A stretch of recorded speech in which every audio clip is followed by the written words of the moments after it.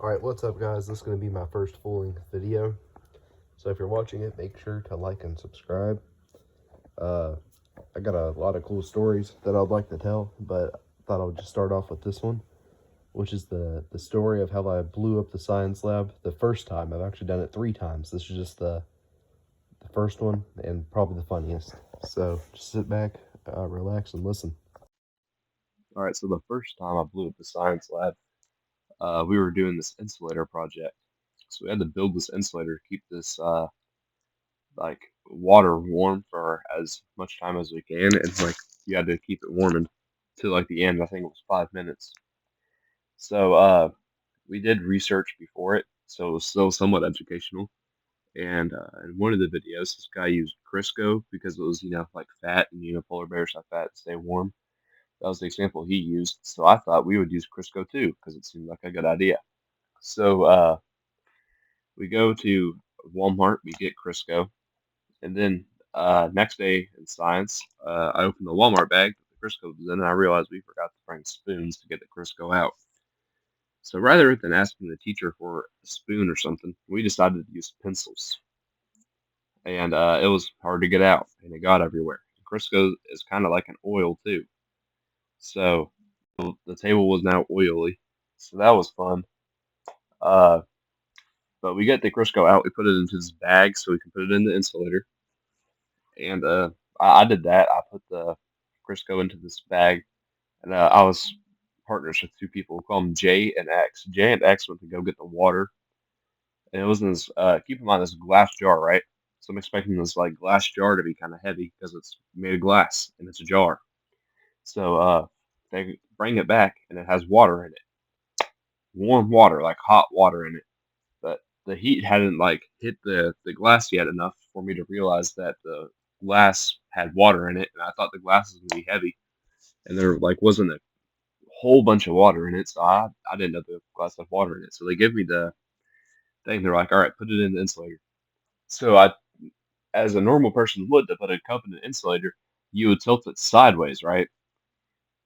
So I tilted it sideways, and all the water fell out, and it got on J and X, and the water's like really hot. So that, once again, that was also really fun. So we get the water, like we get another cup of water. We come back, start the project, and keep in mind, Crisco is a baking ingredient, meaning it reacts under heat. So we put the cup in, and it's like 90 degrees, 87 degrees, 85, and then it starts going back up. It went back up in temperature somehow. I don't even know. But the the Crisco started melting and like bubbling and stuff. So it basically just started exploding. And the way the science class is set up is we have groups of 4 tables. So it's like table to the left of that table, there's a table, and behind those 2 tables, there's 2 tables that are touching it. So they're like a group of 4 tables. And we're in the bottom right table. And the Crisco just starts getting everywhere. And it like drenched the whole table. So after the project was over, we of course had to pour the now melted waxy Crisco out of the thing into the sink. And there is still Crisco in that sink till this day. I'll bet you the next group to go in was probably very confused of why their table was oiled up. All right, so on to the second time I blew up the science lab. This was I think we're doing tectonic plates or something, and we didn't really do anything for this to happen, but we had whipped cream, graham crackers, and like something else. I don't know. We were trying to mimic tectonic plates, and what can go wrong with a group of 6th graders and whipped cream? Supposedly nothing. So well, something did go wrong. So we're doing it. The teacher's talking, and this story also involves Jay. So me and Jay are just sitting there. We're listening to the teacher talk, and for whatever reason, me and Jay have like this. I think when we're both within a like 1 mile radius of each other, stuff just has the ability to spontaneously combust when it just feels like it. So we're just sitting there listening to the teacher talk, and he's like, "All right, now move the graham cracker apart from each other. This is what happens during an earthquake." And then we look back, and our whipped cream has like blown up. It's like on the wall, it's on the table. And we're sitting at this teacher right in front of the teacher's desk because, as you could probably guess by now, we weren't the best students because everything kept exploding near us. So he sat us right in front of it. There is whipped cream on the inside of his monitor because on the back of his monitor he had the air vents for air to go out of the computer so it would cool down. There was whipped cream inside of that, and it was on the wall and it was on the table. So I look at Josh and I'm like, man, why'd you smack the whipped cream? He's like, I didn't smack the whipped cream. I didn't do anything. So we both just go. This teacher's name was Mr. Bowen. So we go and we're like, Mr. Bowen, our whipped cream exploded. And he's just sitting there. He's like, what do you mean your whipped cream exploded? Well, the whipped cream exploded. So sure enough, he goes over there and the whipped cream exploded. So we also cleaned that up. It didn't actually take a while, but I think there's still whipped cream inside of his monitor. All right, the third and not so final time that we blew up his science lab was with this green foam stuff. So we did this lab where you have to take this car and you put an egg inside of it.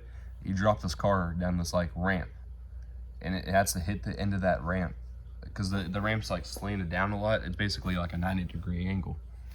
So that we're supposed to put the car down, it goes down, and if the egg like survives, you did good. Anyway, so like all other times, I told my mom like the night before.